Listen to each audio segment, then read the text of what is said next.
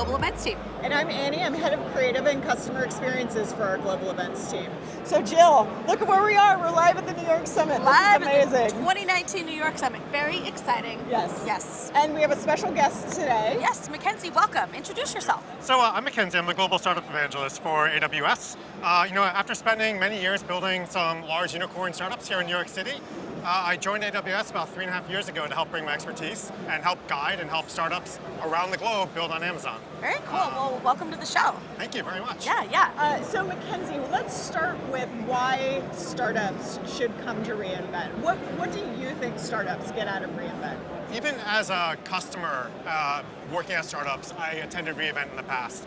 And if you think about startups, they're some of the fastest moving companies in the world. They're taking on enormous challenges. And so reInvent is a chance to not only learn about the newest products and services that AWS is launching, but to hear about some of the largest companies and what they're doing at scale to get kind of ideas on how you should start planning your architecture or infrastructure. Also, there's thousands of startups who are attending reInvent every year. It's a great opportunity to meet other companies, to kind of network and find people in similar spaces, similar challenges, and learn from them. So I made some great friendships over the years from startups I've met, and I'm looking forward to making more this year. Well, and one of the things that Annie and I like to talk about in terms of reInvent is building community. Can you tell us how you guys kind of work to build the startup community at reInvent and how people can meet each other? Yeah, I think the first thing is you need to know where to go, right? Yep. reInvent's so big, there's so many talks, and one thing that we've been doing for a couple of years now is Startup Central. So it's a dedicated area, it's in the Phoenician, it's right by the keynote area, and we have not just a place to meet other startups, but great startup talks happening throughout the day. So you can hear from some leading companies. We have one company talk about how they're using AWS to build organisms that they sell to help other industries. You're going to hear about Flexport and how they're basically changing the freighting company and using tech to kind of modernize shipping and freighting around the world. Just a great chance to get insight on these companies and then find like-minded people in the same area. We also do a lot of events outside. reInvent is really the forefront of where all innovation's happening. The latest, greatest things that companies are doing, they're doing it with the best tech. And for them, it's AWS making that happen. And so investors like to know kind of what's on the roadmap and then like to see what industries are doing. So we do a lot of special events for investors, but they're also kind of like scoping out what startups are doing. Awesome. That's very cool. reInvent has kind of become the week that everyone is in the same city. Yes. And whether you're, a startup or a VC company, Or an industry of some sort. it's the place to just go and actually make all those connections, as well as to learn. Yeah, for Plus, sure. there's a lot of startups who are doing like a B2B business, right? Yeah. And so they come because you have so many enterprises and so many government organizations. Everyone is there at reInvent representing tech in some way. And it's a chance to kind of share what they're building and potentially make new connections there and new business. So it's a great chance for startups to start touting kind of what they're building and sharing it.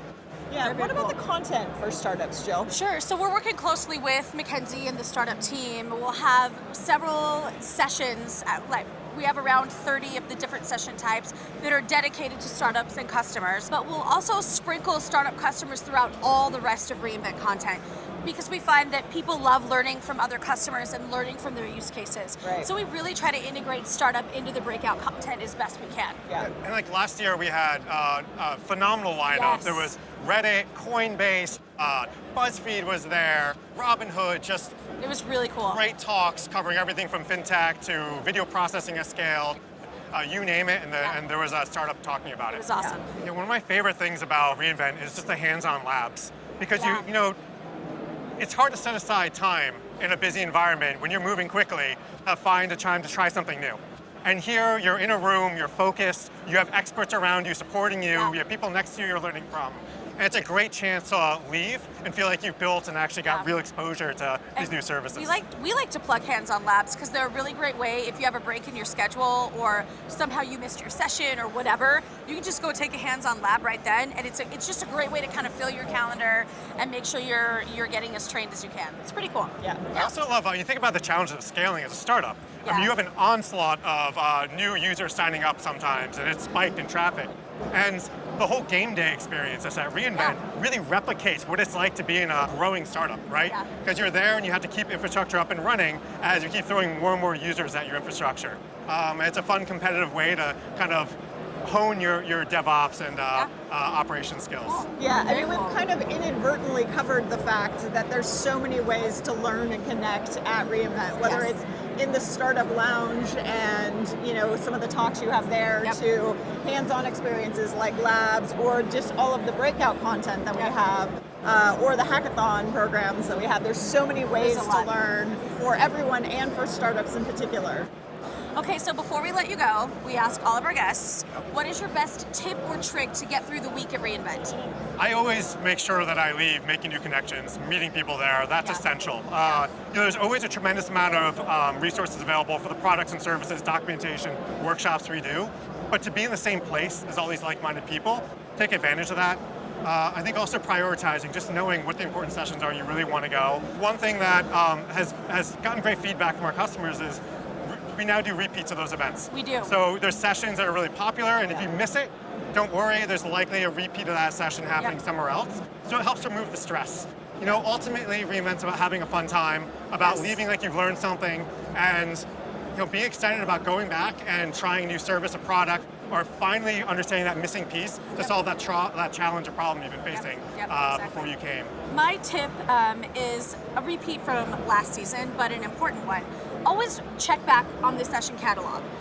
The session catalog is live in its first iteration right now, and we continue to add sessions every week. So you'll not only see like the original, but we have repeats in there already. So really check back every week. There are new sessions every week. Make sure you're doing some planning and really thinking through the sessions and the workshops and the Chuck Talks and the builder sessions you really want to attend. So that's my tip. Yeah. What about you?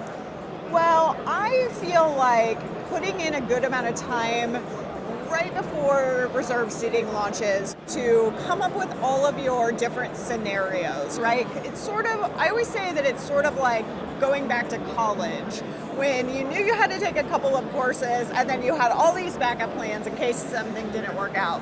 So I recommend that people really have like a A list, a B list, a C list, and work around what they end up getting. Yeah. So, you might have gotten into one session and not into another one, but you've pulled something from another plan and added it into Yep. your schedule. So really going through the catalog, which is a lot because your team is busy. There's like Yes.